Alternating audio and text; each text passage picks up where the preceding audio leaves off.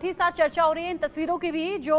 TV screen पर चल रहे हैं ग्राफिक्स में वो पिक्चर्स हम चला रहे हैं। संजीव श्रीवास्तव जी, अगर इटली में G7 समिट हो और वहां हाथ जोड़कर नमस्ते करके इटली की पीएम जॉर्जिया मेलोनी स्वागत करती हुए नजर आए तो सीधे सीधे हम कहेंगे ना, भारत की संस्कृति और भारत की छाप जो इटली में G7 समिट में नजर आई। पीएम मोदी पहुंच रहे हैं, मुलाकात सभी से कर रहे हैं, अगर हाथ जोड़कर नमस्ते हो रहा है तो ये बहुत बड़ी बात है। गले लगाकर अगर बड़े नेता जिनमें जो बाइडेन का नाम भी शामिल है, अगर गले लगाकर पीएम मोदी से मिल रहे हैं, कई बार बॉडी लैंग्वेज और जो जेस्चर होता है वो भी बहुत कुछ कहता है। जी जी बिल्कुल, वो भी 1000 वर्ड्स कहते हैं। और जाहिर है कि जो भारत की जो संस्कृति है, भारत का जो लोकाचार है, भारत के जो लोक व्यवहार की पद्धतियां हैं, उसका स्थान पूरे विश्व में बनता जा रहा है। जिस तरीके से जॉर्जिया मेलोनी ने दोनों हाथ जोड़ करके नमस्ते के भाव के साथ विश्व के अनेक नेताओं का स्वागत किया है, उससे ये स्पष्ट है कि जो ये भारत की लोक व्यवहार की जो एक पद्धति है उसका पूरे विश्व में गहरा प्रभाव है। और कोरोना की पैंडेमिक के दौरान भी हमने देखा था कि और किस तरीके से विश्व के नेताओं ने इसे अपनाया था। और जाहिर है कि भारत का तो ये पहचान है, और अब ये पहचान विश्व की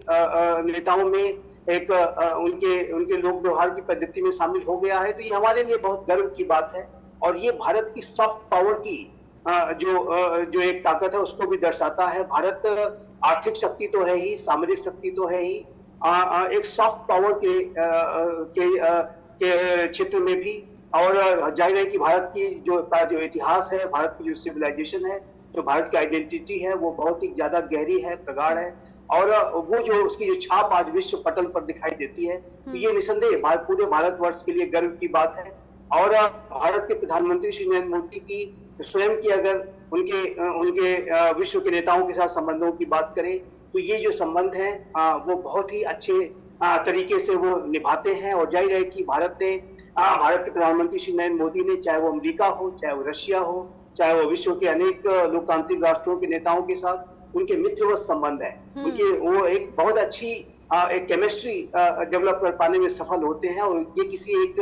बड़े नेता की स्टेटसमैन की पहचान होती है कि वो विश्व के अन्य नेताओं के साथ एक समान भाव के साथ एक समकक्ष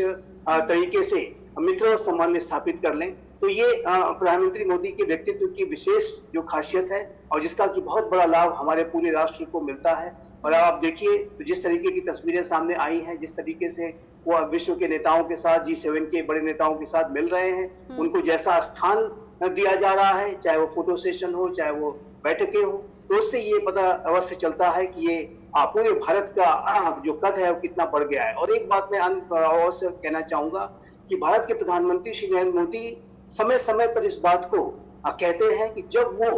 विश्व के नेताओं के साथ मिलते हैं तो उनकी वो जो मुलाकात होती है वो सिर्फ दो व्यक्तियों की मुलाकात नहीं होती, वो 140 करोड़ भारतीयों की तरफ से उन नेताओं के साथ मिलते हैं। और इसी वजह से उनके चेहरे का जो कॉन्फिडेंस है, जो उनके चेहरे की जो भाव भंगिमा है, वो उतनी ज्यादा शानदार होती है। वो इस बात को जानते हैं कि वो विश्व के सबसे बड़े लोकतांत्रिक राष्ट्र के का प्रतिनिधित्व कर रहे हैं, वो उनकी व्यक्तिगत मुलाकात नहीं होती। ये बात स्वयं प्रधानमंत्री श्री नरेंद्र मोदी ने अपने अनेक साक्षात्कारों में इस बात को कहा है, और ये दिखता भी है, और ये बिल्कुल एक सच्चाई है। और वो जाहिर है कि ये इस बात को दर्शाता है कि भारत जो कि महाशक्ति के रूप में उभर चुका है, और भारत का जो प्रभाव है लगातार गहरा हो रहा है, प्रगाढ़ हो रहा है, मजबूत हो रहा है। वो ऐसे भारत के नेता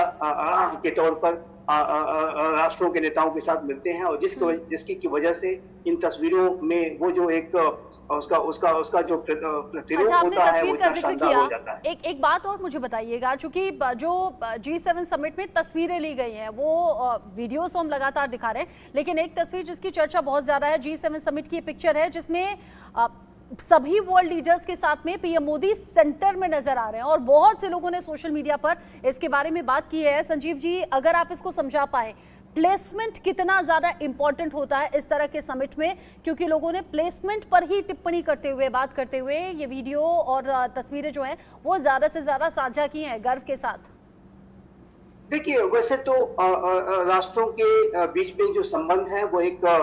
समान आधार पर होते हैं, लेकिन अब व्यवहारिक तौर पे अगर देखें तो इसमें भी जो फोटो सेशंस होते हैं उसमें जो राष्ट्रों को के नेताओं को उनका जो स्थान दिया जाता है और एक प्रोटोकॉल के तहत जिस तरीके से उन्हें बताया जाता है कि आपको कहाँ खड़ा होना है, कहाँ आपको अपनी पोजीशन रखनी है, ये उस व्यक्ति के और उसके उस राष्ट्र के जो महत्व को भी दर्शाता है, इसमें कोई दो राय नहीं है। वैसे जैसे कि मैंने कहा कि राष्ट्रों के बीच में अंतर्राष्ट्रीय समुदाय में संबंध एक सैद्धांतिक रूप से समान आधार पे होते हैं, सभी को समान स्थान दिया जाता है, लेकिन उसके बावजूद भी व्यवहारिक रूप से ये जो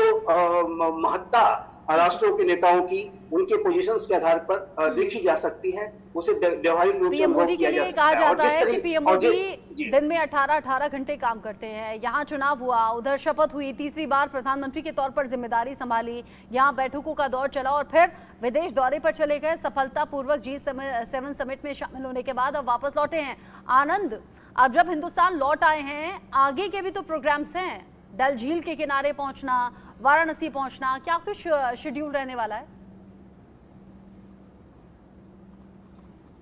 जी, जिस तरह से रचना, प्रधानमंत्री नरेंद्र मोदी का जो 3 दिन का बहुत बड़ा दौरा था G7 मीटिंग का, चूंकि पिछले साल भी वो जापान के हिरोशिमा गए थे G7 मीटिंग के लिए, तो अब चूंकि प्रधानमंत्री वापस आ चुके हैं दिल्ली में, तो ऐसे में उनका जो आगे का भी कार्यक्रम है वो काफी व्यस्त होने वाला है। प्रधानमंत्री नरेंद्र मोदी के उनका पार्लियामेंट्री कंस्टिट्यूएंसी, जो उनकी संसदीय सीट है वाराणसी की, तो वहां पे उनका 18 तारीख को भी दौरा है। और आज शिवराज सिंह चौहान जो एग्रीकल्चर मिनिस्टर भी हैं, तो कैसे वहां पे जब वो किसानों को सम्मान करेंगे प्रधानमंत्री नरेंद्र मोदी बनारस में, तो उसको लेकर भी आज वो प्रेस को संबोधित करेंगे और बताएंगे कि क्या क्या चीजें रहेंगी, खास रहेंगी प्रधानमंत्री नरेंद्र मोदी के वाराणसी दौरे के दौरान, चूंकि ये उनका पहला दौरा होगा उनके संसदीय क्षेत्र में। तो ऐसे में तमाम वो चीज क्या वहां पे किन चीजों पे फोकस करेंगे प्रधानमंत्री नरेंद्र मोदी, वो वहां जाएंगे, लोगों का सबसे पहले वो वहां शुक्रिया अदा करेंगे कि जिस तरह से उन्होंने वापस प्रधानमंत्री नरेंद्र मोदी को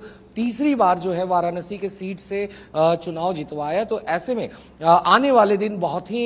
एक बिजी शेड्यूल कहा जा सकता है प्रधानमंत्री नरेंद्र मोदी का, चूंकि उसके तुरंत बाद ही संसद का बनारस पहुंचेंगे लोगों के बीच में। और जो सबसे बड़ा रीजन होगा वो यही होगा कि बनारस के लोगों ने एक बार फिर से सांसद के तौर पर चुना है, तो उन्हें धन्यवाद देने के लिए वो वहां पर पहुंचेंगे। जो आनंद ने अभी शेड्यूल का जिक्र किया कि आगे भी बिजी शेड्यूल रहने वाला है। मैं अनुज माथुर सर से रिएक्शन लूं, लेकिन उससे पहले आरजू, चूंकि G7 समिट की एक तस्वीर आप भी देख रही थी,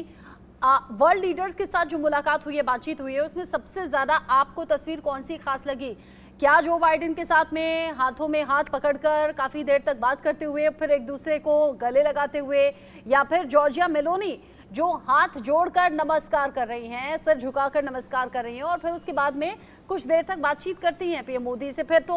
जो ऑफिशियल कार्यक्रम था, हाथ मिलाना, शेक हैंड करना, वो तो सब कुछ था ही। देखिए रचना, हर तस्वीर अपने में ही बहुत खास हो जाती है जब उसमें प्रधानमंत्री मौजूद होते हैं, क्योंकि अगर वो बात करें चाहे मेलोनी के साथ हो, जो इटली की प्राइम मिनिस्टर है, जिन्होंने खुद इनविटेशन जो है वो प्रधानमंत्री को भेजा था G7 में आने के लिए, उनके साथ जो तस्वीरें आई हैं जिसमें हम देख रहे हैं मेलोनी सिर्फ प्रधानमंत्री के साथ ही हाथ जोड़कर नमस्कार नहीं कर रही हैं, बल्कि जो अन्य गेस्ट हैं जो G7 में आए हैं उनके साथ भी हाथ जोड़कर नमस्कार कर रही हैं, जो कि भारत की संस्कृति है उसकी झलक भी इटली में देखने को मिली है। तो साफ तौर पर उसका महत्व भी एक अलग ही हो जाता है। और इसी के साथ ही एक तस्वीर सामने आई है जिसमें प्रधानमंत्री अन्य देशों के प्रतिनिधियों के साथ खड़े हुए नजर आ रहे हैं। उसमें भी अगर पोजीशन की बात करें तो प्रधानमंत्री एकदम सेंटर में सामने नजर आ रहे हैं, तो उसका भी अपना ही एक महत्व है। तो अनेकों तस्वीरें जो अब लगातार सामने आ रही हैं, मेलोनी जो प्राइम मिनिस्टर है इटली की, उनकी सेल्फी भी जो है वो वायरल हो रही है प्रधानमंत्री के साथ। तो तमाम ऐसी तस्वीरें हैं जो सबकी अलग अलग फेवरेट होंगी और सभी का अलग अलग महत्वपूर्ण है। और आपको बता दें फिलहाल अब भारत लौट आए हैं और लगातार उनका बिजी स्केड्यूल हम देख रहे थे। हर तस्वीर खास है और आगे का जो शेड्यूल है वो भी बहुत ज्यादा बिजी रहने वाला है। हमारे पास भी वक्त कम है। अनुज माथुर सर, अंत में आपका मैं रिएक्शन लेना चाहूंगी। G7 सदस्य जो देश हैं उनमें भारत नहीं है, बावजूद इसके भारत को इन्वाइट किया जाना और इस तरीके से जो बढ़ता हुआ कद है उसकी तस्वीरें जो हम देख रहे हैं वो दिल से महसूस भी कर रहे हैं, इसके मतलब और मायने क्या हैं? इसका देखिए, इसका मायना बिल्कुल साफ है कि भारत विश्व के जो जियोपॉलिटिकल पटल पर एक बहुत बड़ी शक्ति के रूप में उभर करके सामने आया है, पहली बात। दूसरी बात, भारत जो है वो ग्लोबल साउथ का एक एक तरीके से आप समझिए कि ग्लोबल साउथ का रिप्रेजेंटेशन है, ग्लोबल साउथ की वॉइस है। क्योंकि आप देखेंगे किस प्रकार से भारत के कहने से पूरे के पूरे अफ्रीकन यूनियन को G20 में शामिल कर लिया गया। तो एक ग्लोबल साउथ का एक वॉइस इसको माना जा सकता है। तीसरी बात जो है, भारत एक बैलेंस्ड नॉन अलाइंड